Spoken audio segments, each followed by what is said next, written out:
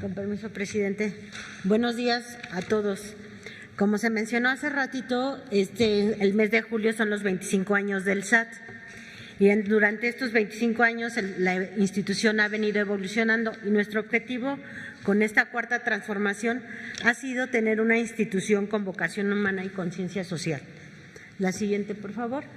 Nosotros consideramos que la misión de nuestra institución es crear un vínculo entre las contribuciones del pueblo de México y las acciones de gobierno que llevan al bienestar social de todas las mexicanas y los mexicanos.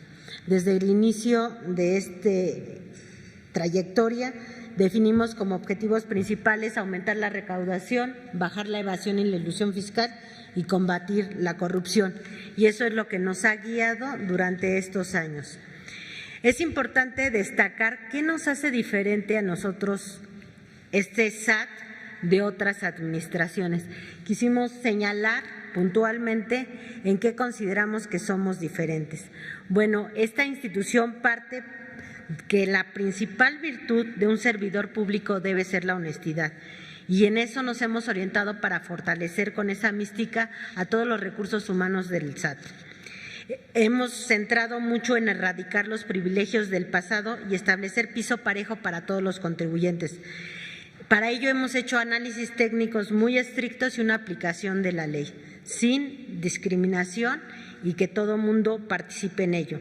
También tratamos de actuar siempre con justicia tributaria, donde los grandes contribuyentes ya no se benefician por encima del pueblo, en el que ya no existen condonaciones de impuestos y quien gana más tiene el deber cívico de pagar más y de contribuir con ello al gasto público. También hemos trabajado mucho en convencer a los grandes contribuyentes y a las universidades de que la función de un asesor contable o jurídico es ayudarlos a cumplir la ley y no a pagar menos impuestos doblándola o violándola.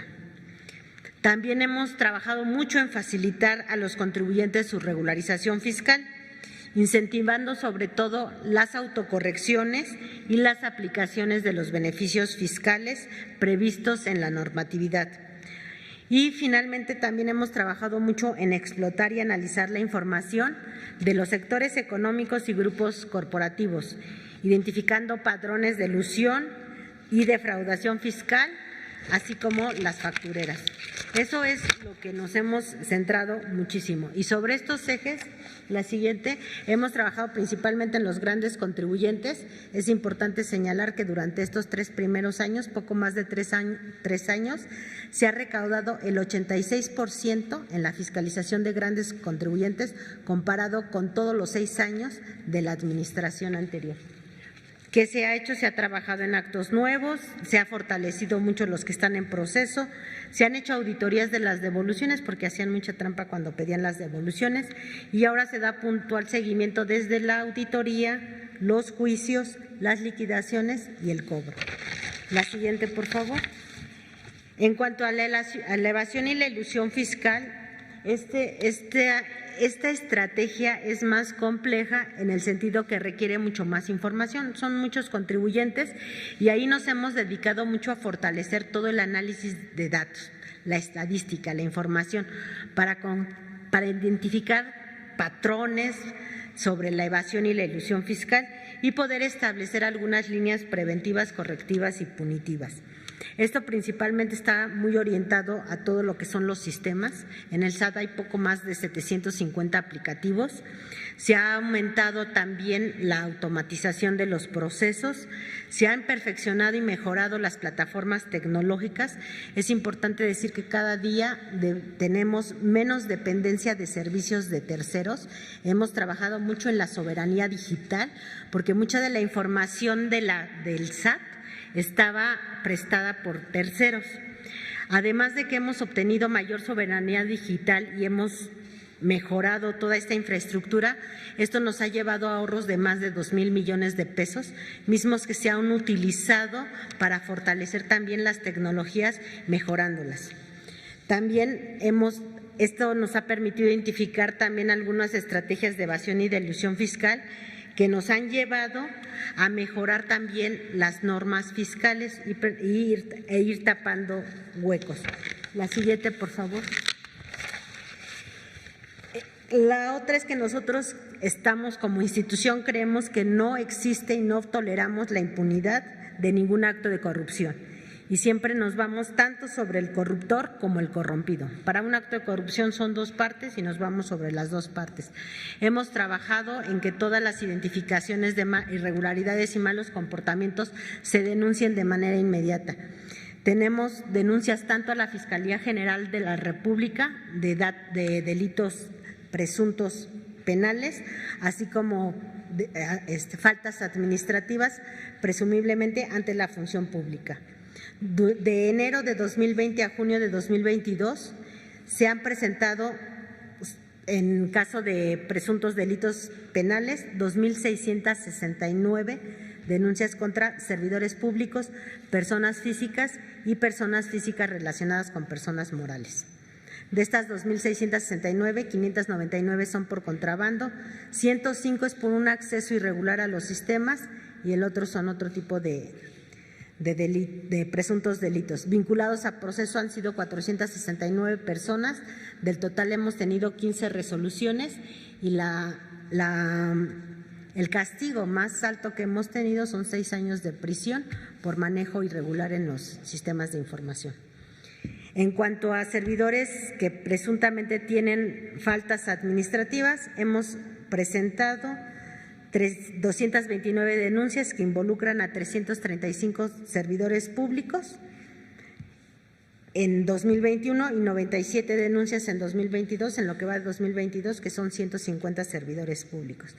Escribimos las aduanas porque el año pasado todavía eran aduanas y las denuncias que aparecen ahí son las que están en proceso, pero ya aduanas, como ustedes saben, a partir del 1 de enero ya es otro órgano desconcentrado que no depende del SAT. La siguiente, por favor. Esto nos ha llevado a obtener los siguientes resultados. Como decía el presidente, si nosotros trabajamos con mucha honestidad y en estricto apego a la ley y sin discriminaciones y con piso parejo, nos lleva a buenos resultados en las contribuciones. La primera gráfica, la gráfica en barras rojas, representa cifras anuales, la verde son las del primer semestre, todo el periodo de enero-junio, y como observamos es que durante 2021 la recaudación tributaria creció 504,000 millones de pesos, equivalente a 2.8% real en comparación con 2018, que es la administración anterior. Entonces llevamos ya un incremento considerable. En enero-junio del 2022 la recaudación ascendió a 2.049.000, lo que implica un crecimiento de 2.7% respecto del año anterior y 8.6% respecto de 2018. Es decir, la recaudación está por encima y ya superó los niveles de la prepandemia sin ningún problema. Incluso ahorita vamos a observar, como vemos en la gráfica, que nunca bajó a pesar de la pandemia y a pesar de la crisis de la guerra de Ucrania con Rusia. La siguiente, por favor. También mucho se decía que los grandes contribuyentes solo iban a ser para rato. No es verdad. Aquí vemos la gráfica de los grandes contribuyentes y más bien la recaudación de grandes contribuyentes nos da para otro rato más. O sea, es sostenible la recaudación. ¿Qué es lo que ha pasado? Aparentemente baja la fiscalización, pero los esfuerzos que se han hecho de auditorías que han identificado por dónde eluden y evaden los grandes contribuyentes, pues ya no lo vuelven a hacer. Entonces ya no cae en la fiscalización ni en la auditoría, pero sí podemos observar que hay un ligero crecimiento en la recaudación porque esas fallas o faltas que estaban cometiendo, ya sea a propósito o por omisión, las están recuperando. Entonces aquí vemos cómo ha crecido grandes contribuyentes, la parte verde es la aportación de los grandes contribuyentes propia, digamos, sus ganancias, los impuestos que ellos pagan. La parte amarilla son las retenciones que hacen de sus trabajadores y las retenciones que hacen de IVA, ¿no? Que son al final lo que consumimos, pues cada consumidor paga su IVA, al igual que cada trabajador pues paga sus impuestos de ISR. La parte amarilla son las retenciones, la parte en verde es lo que han aportado los contribuyentes, y lo que vemos en estas cifras es que de enero a junio del 2022, grandes contribuyentes aumentó con relación al año pasado 20.7 en términos reales. O sea, ahí es un reflejo de la reactivación económica. La siguiente, por favor. Ahora vamos a ver nada más lo que se refiere al impuesto sobre la renta. El impuesto sobre la renta también vemos un comportamiento similar. En el comparativo del primer trimestre, que es la parte, el cuadro verde de aquí abajo, observamos que tan solo las ganancias, el impuesto sobre la renta sobre ganancias es de 30.8% y de las personas morales es 32.1%. O sea, sí ha habido utilidades en las personas morales, tanto que la recaudación de ISR creció 32.1% en términos reales. La siguiente, por favor. En cuanto al IVA, también observamos que el IVA, le voy a decir, el IVA bruto ha crecido. El IVA es lo que se paga por cada bien o mercancía que nosotros estamos cobrando, pero de acuerdo al Código Fiscal se pueden hacer acreditaciones, ¿no? Por ejemplo, si alguien es un importador, pues descuenta algunos impuestos de IVA, etcétera, ¿no? Entonces tenemos que el impuesto total de lo que nos paga por IVA se puede ver disminuido principalmente por devoluciones o también por compensaciones o regularizaciones de ejercicios anteriores. Aunque el IVA bruto va creciendo, la parte roja, que es el IVA neto, aparentemente es más pequeño en términos reales. Nominalmente ha estado creciendo, sin embargo, en términos reales nos ha dado, si ustedes han observado las gráficas, unos ligeros, algunos meses, algunas ligeras caídas, pero esto se debe a que ha incrementado muchísimo la parte comercio exterior, las exportaciones. Todas las exportaciones a tasa cero tienen devoluciones de IVA, entonces entre mayor sean el número de exportaciones, mayor son las devoluciones, y lo que se ha incrementado mucho las devoluciones es principalmente en la industria facturera, y de la industria facturera a la industria automotriz. La siguiente, por favor. Bueno, la mayor actividad económica, esto genera pues mayor número de devoluciones, y si ustedes observan, en el 2018, aquí está, en el 2018 se ve como sumida la gráfica, no tiene la misma tendencia de todo lo demás. Eso se debe a que en el cierre de la administración anterior, para contrarrestar el déficit con que iban a cerrar las finanzas públicas, lo que hicieron fue parar las devoluciones. Pararon las devoluciones y entonces eso generó un incremento artificial de los ingresos, y la verdad nosotros hemos tenido que estar amortizando ese déficit. Nosotros estimamos que fueron alrededor de 80-90 mil millones de pesos los que se patearon y fueron los que no se devolvieron en ese año, y que nosotros hemos tratado de ir devolviendo con mayor celeridad a pesar de la pandemia y a pesar de toda la crisis. Y aún así que las devoluciones están creciendo, los impuestos netos están también creciendo. La siguiente, por favor. Esto es al primer semestre, al primer semestre se ve un gran incremento, y esto, sobre todo la parte gris, es el apoyo que se ha estado dando para estímulo a los combustibles como mecanismo de ajuste de precios para abatir la inflación. Eso es lo que ha crecido la parte de las devoluciones. La siguiente, por favor. Además, también se ha trabajado y se ha esforzado en generar un régimen más simplificado para la gente. Queremos dar facilidades, sobre todo a la gente que no tiene todos los recursos para tener capacidades técnicas y administrativas de contar con contadores o despachos, que sea más sencillo el pago de impuestos. Entonces, desde el año pasado se hizo el régimen simplificado, donde se consideran a los contribuyentes con menos de 3.5, están varios intervalos. El primero es hasta los 300,000 pesos al año, el último está a los 3.5, y donde se les disminuyó la tasa de impuestos sobre la renta. donde la tasa de la renta en lugar de andar en el 20 y tantos %, pasa al 1% y máximo 2.5%. Es importante decir que adicionalmente aquí el sector primario tiene algunos beneficios donde no paga impuestos sobre la renta.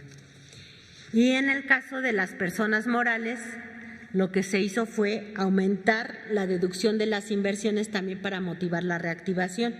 Se les dieron mayores tasas anuales y se hizo mayores deducciones para que pudieran pagar menos impuestos. La siguiente, por favor. Aquí tenemos algunos ejemplos.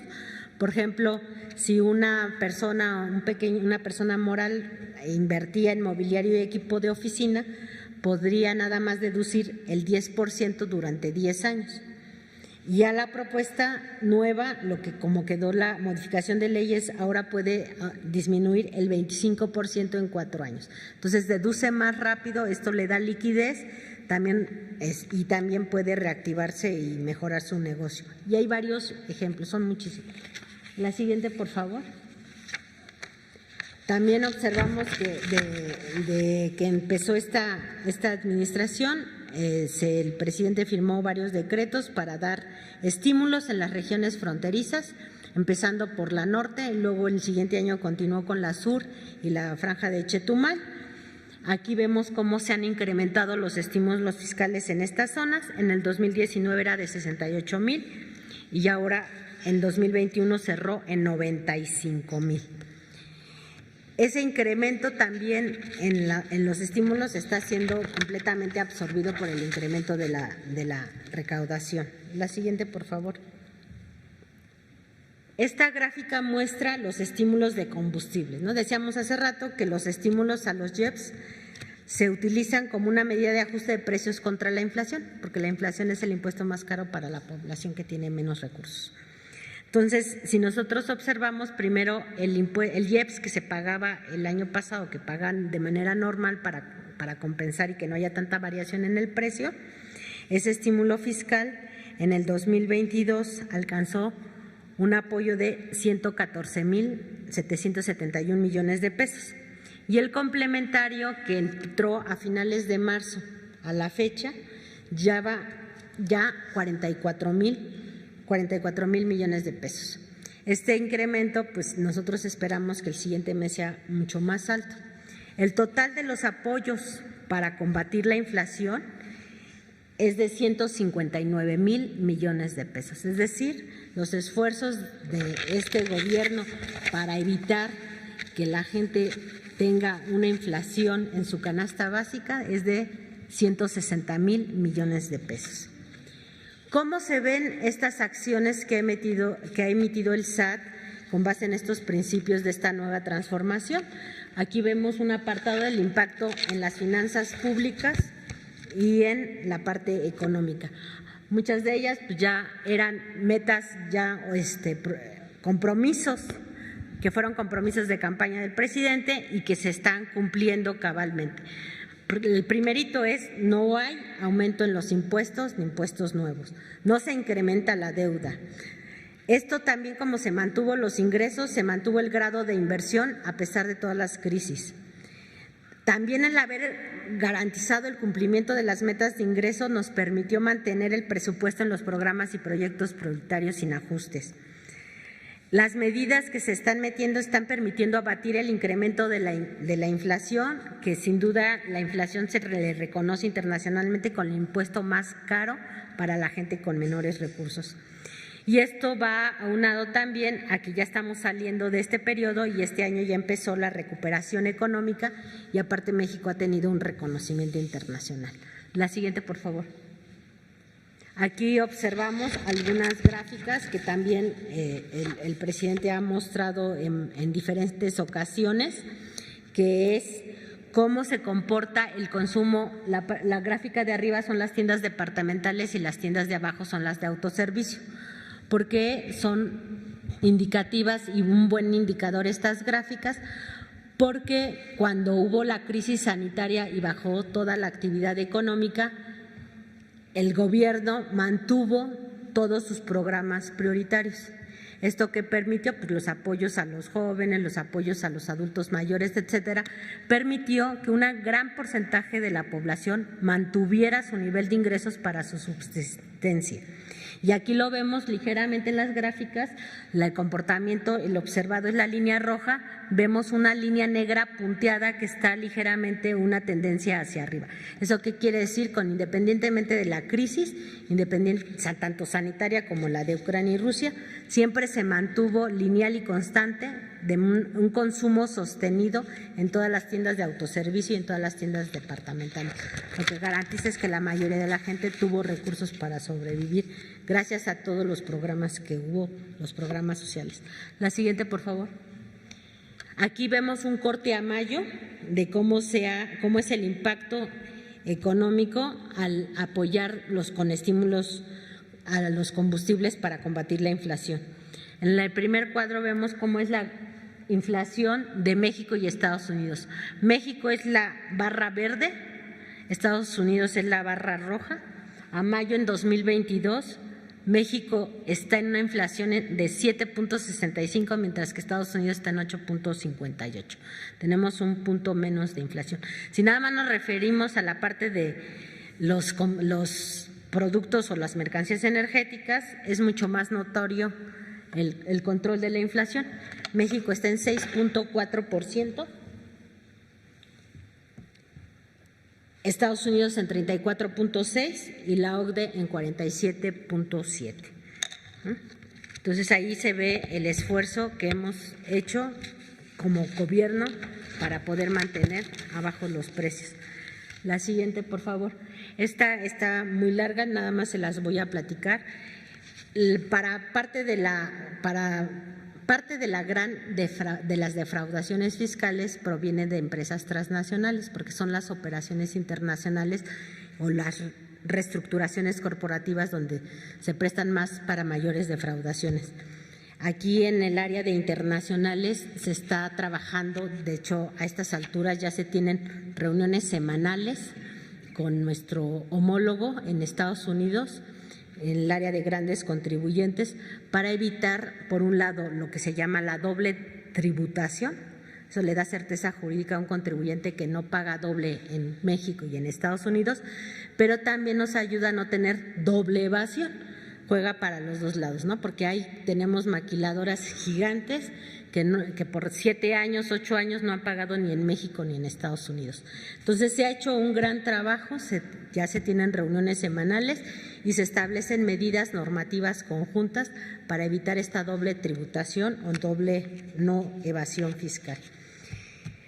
Esto nos ha funcionado también y le ha funcionado también a Estados Unidos, que se está viendo cómo generalizarlo no solo a maquiladoras, sino a otro tipo de empresas como son las distribuidoras. Y este mecanismo incluso Estados Unidos lo llevó a la OECD como un ejemplo de eficiencia y están ya realizándose grupos de trabajo en la OECD que están liderados por México para llevar todas estas metodologías a nivel internacional, para que también se hagan en Europa y se hagan en Asia y en África. También se ha fortalecido mucho el intercambio de información, que eso nos permite también tener mucho conocimiento sobre las operaciones y cómo juegan a llevar recursos a paraísos fiscales y poder detectar también más rápido las evasiones. Y se han fortalecido muchos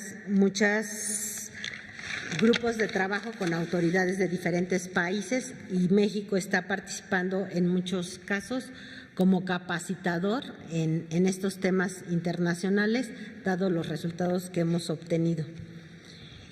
Y la siguiente, por favor, ya así como a manera como de un resumen nada más para sensibilizar un poco los números de los esfuerzos que se ha hecho.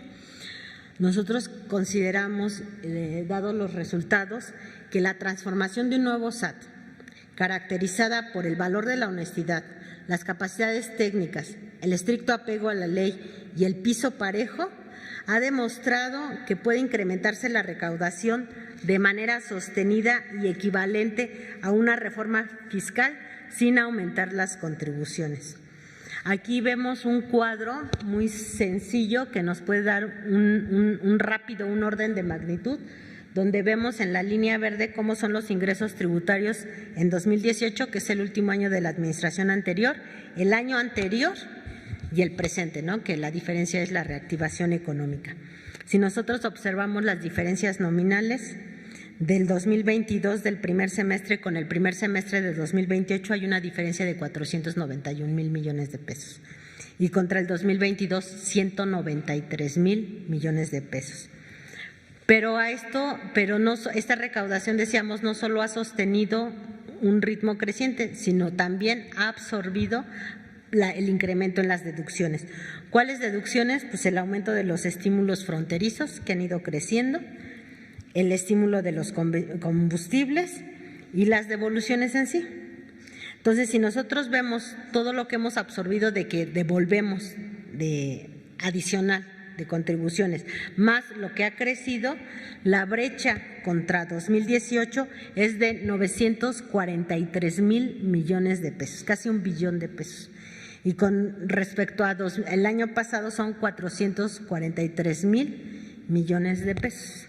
Entonces, aquí es un reflejo de que sí estamos en la recuperación, estamos en la reactivación y que tener una institución con honestidad, capacidades técnicas, estricto apego a la ley y piso parejo nos puede llevar a un crecimiento sostenido sin necesidad de aumentar impuestos. Eso es todo. Gracias.